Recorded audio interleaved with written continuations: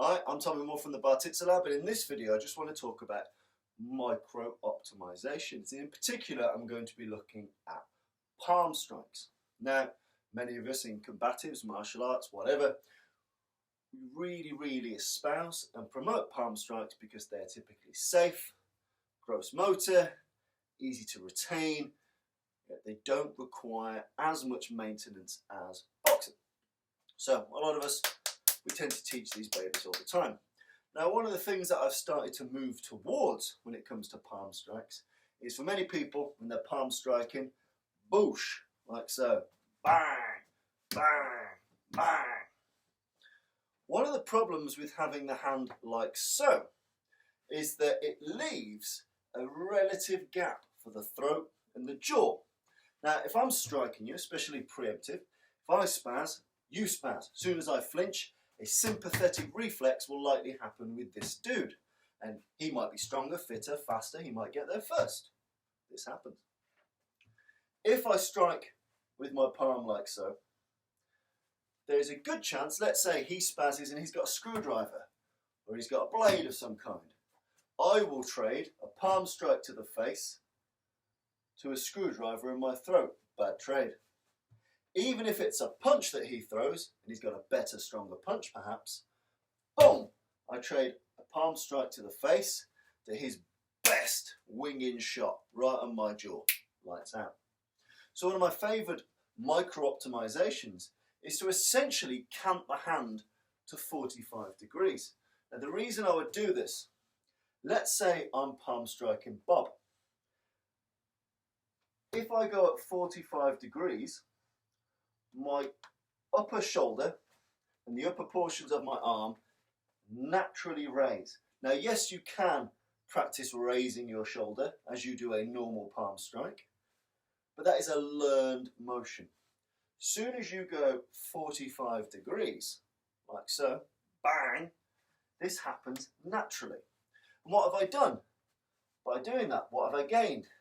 Well, I've gained safety to an arterial region of my neck, and I've made it relatively difficult for you to knock me out, because shaking my brain through this is going to be hard. And even if you hit me this side, my head is couched against this arm. So even if I misjudge, if I hit him here and he hits me with this hand, it's going to be very hard to sufficiently shake my brain to knock me out. It will still hurt like a bastard, but it'll be harder to knock me out because the shake is no longer there with this shot. So for me, canting on a 45 has great benefits for A, not being stabbed in the neck. It's a very bad place to get stabbed. B, it keeps my jaw pretty damn safe from being absolutely shook and shaking my brain and therefore knocking me out. If I fire it with my left hand, I've safeguarded myself against what likely will come from his right hand. So his right hand shot will bounce pretty harmlessly off this chunky bit of arm, just for the cost of a couple of degrees, like so. By turning it this way, we typically get a shoulder raise, keeping our neck and our jaw safe. So simple micro optimizations. And that's just against one man. There's even better micro optimizations when it's against multiples. So let's say you, in your camera angle, are the Judas little fucker. And while I'm fighting Bob over here, soon as I attack Bob, you're going to try and twat me. And odds are, for the average human anywhere in the world, you're going to try and punch me in the jaw. You're going to try and punch my head in. So, soon as I flinch towards your mate Bob, you're going to twat me. Now what's happened is, from your perspective, if you had tried to twat me, it's going to be very hard for you to shake my brain. It's going to be very, very hard indeed for you to shake my brain. It's going to be hard for you to stab me in the throat. I mean, yes, you could attack my body, absolutely. But if we think about vast majority of unarmed street assault, you're going to be headhunting. You're going to try and knock my block off, quite rightly. So in this method, just by canting my hand somewhat on a 45, I've kept this side of my jaw safe from you. Now let's say, soon as I've twatted Bob, I'm going to twat you. Bang! Now let's say my first shot didn't put Bob completely out of the game. Okay? By twatting you, I've turned my offence, but now it's very hard for Bob to shake my brain. So as you can see, when I attack Bob, I'm safe from you. When I attack you, I'm safe from Bob.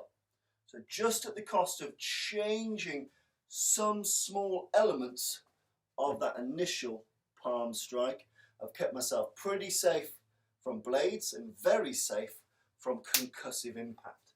So again, just a small micro optimization. You might like it, you might not, but I find it very, very useful, especially if you start to think of things that instinctively raise the shoulder, as opposed to making that a learnt skill. So it tucks the fucking jaw, and it safeguards me against multiple opponents that I might not even be aware of. You think about the bystander effect. As soon as I twat him, let's imagine you just think I'm assaulting him. You have no idea what's going on before. So you, being a good Samaritan, might attack me. Boom! As soon as I fired that shot into Bob, you might decide to take a pop. But I've kept myself relatively safe, and I can fire back if necessary. So from here to here, I'm still hitting with the hard bit of the palm. Bang! I'm getting all the same benefits that I would with an otherwise normal palm strike. But I'm getting the added benefits of safety and surety against my neck and my jaw. All for the cost of here to here. So this is something I do rather a lot. It's one of my favoured types of palm strike because it factors in multiples without you having to worry about it, and it factors in something called passive defense. So when I do this, boom, I'm being defended without having to think of defending myself. If I look at other systems, and you look at things where I'm caging and I'm moving, or I have to slip my head offline, these are learned skills. Yeah? I have to think about the defensive part and the offensive part.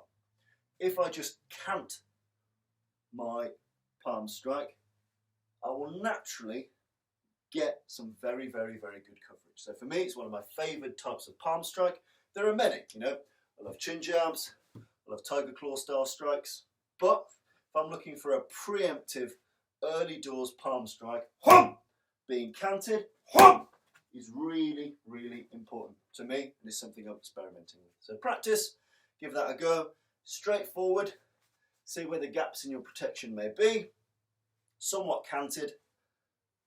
Notice that many of those gaps disappear. Is it a perfect solution? No, but it's a great example of how very small tweaks of things that we find familiar can often safeguard us against humans' natural desire to not be punched in the face. When people fire back, they fire back hard.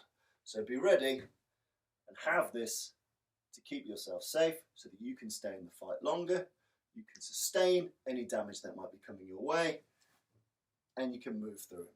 So a canted 45-degree palm strike, often, from my perspective anyway, a more useful, intuitive and safer tool. Give it a play.